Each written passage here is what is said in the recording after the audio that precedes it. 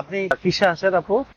আমি home economics এর honours second ইয়ারে আছি, ফুড অ্যান্ড নিউট্রিশন ডিপার্টমেন্ট। আচ্ছা আচ্ছা, আমরা আপনাকে একটা সাধারণ জ্ঞান প্রশ্ন করব শিওর। যে ধরেন লালমনিরহাট, জি। নীলফামারী, রংপুর এটা কোন নদীর তীরে অবস্থিত? আপনার কি এটা মনে আছে এই মুহূর্তে? লালমনিরহাট না। আচ্ছা, লালমনিরহাট তিস্তা নদীর তীরে অবস্থিত, জি। নীলফামারী তিস্তা নদীর তীরে অবস্থিত, আচ্ছা। রংপুর তিস্তা নদীর তীরে অবস্থিত। এখন প্রশ্নটা হচ্ছে এই তিনটা আমরা একসাথে কিভাবে মনে রাখতে পারি? 30 সেকেন্ড সময়। লালমনিরহাট আর হচ্ছে নীলফামারী আর রংপুর রংপুর। এটা কিভাবে মনে রাখা যায়? ধরেন একটা সূত্র দেওয়া যায় যে রংপুর মানে রঙের মাধ্যমে মনে রাখতে পারি আমরা, এটা একটা আচ্ছা। নীলফামারী আর লালমনিরহাট আর রংপুর। হ্যাঁ, আপনি খুবই সুন্দরভাবে উত্তর দিচ্ছেন যে রঙের উল্লেখ থাকলে হ্যাঁ। তিস্তা নদীর তীরে অবস্থিত। হ্যাঁ। তাহলে দেখেন যে বাংলাদেশের যত জেলা আছে দেখেন রঙের উল্লেখ কিন্তু তিনটের মধ্যে আছে। এই রঙের উল্লেখ থাকলেই তিস্তা নদীর হ্যাঁ। তীরে এই অবস্থিত। তিনটা জেলা যেহেতু তিস্তা নদীর আশেপাশে অবস্থিত, তাহলে হচ্ছে রঙের মাধ্যমে। আচ্ছা, গাজীপুর কোন নদীর তীরে অবস্থিত হবে? এটা মানে আমার ওরকম মনে নাই, বাট বুড়িগঙ্গা মনে হচ্ছে।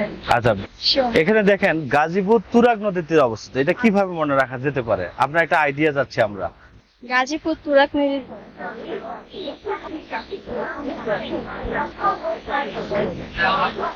এটা আমি একদম মুখস্থ করবো, এটা তো ক্লু পাচ্ছি না কোনো। না, এটা ক্লু পাচ্ছি কোনোভাবে হচ্ছে না, না। একটু চেষ্টা করেন। গাজীপুর তুরাগ। না। আচ্ছা, দেখেন গাজীপুর আমরা এটা গাজা দিয়ে মনে রাখতে পারি একটু। আচ্ছা। আচ্ছা, আপনি বলেন তো গাজা খেলে হ্যাঁ। আপনার কোনো আত্মীয় স্বজন ভাই বোন বা ইত্যাদি হ্যাঁ। দেখলেন যে আপনি গাজা খাচ্ছে, হ্যাঁ। আপনি কি তাকে রাগ হবেন না এমনি ছেড়ে দিবেন? অবশ্যই রাগ হবো। তাহলে তুরাগ। ও এটা ভালো ছিল। আচ্ছা, তো আরো ভালো হবে। যাই হোক, পাবনা কোন নদীর তীরে অবস্থিত? পাবনা। আমার কোনো আইডিয়াই নেই। আচ্ছা, এখানে কি লেখা আছে? পাবনা। হ্যাঁ, পাবনা।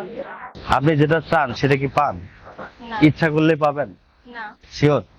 ইচ্ছা করলে তো পাবেন না। ইচ্ছা করলেই পাবো না। আমি যদি বলি যে আমি আজকে পাইলট হব, না। ইচ্ছা করলে পাবো? না। সবকিছু ইচ্ছা করলে পাওয়া যায় না। নদী। তাহলে ইচ্ছা, তাহলে মানে পাবনা তাহলে কোন নদীর তীরে অবস্থিত?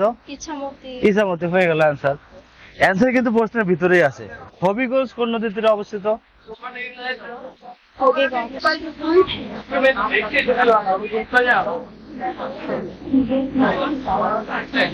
এটা ক্লুটা।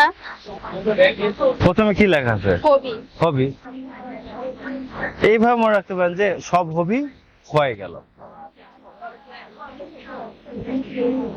স্বাভাবিক হয়। হবি মানে তো শখ, হ্যাঁ। তাহলে সব হবি, হবি মানে শখ, হ্যাঁ। সব হবি হয়ে গেল। তাহলে কোন নদীর তীরে অবস্থিত? হয়ে গেল। হয়ে গেল। হয়ে গেল। এটা কোন নদী? হওয়াই নদীর তীরে অবস্থিত। আচ্ছা আচ্ছা।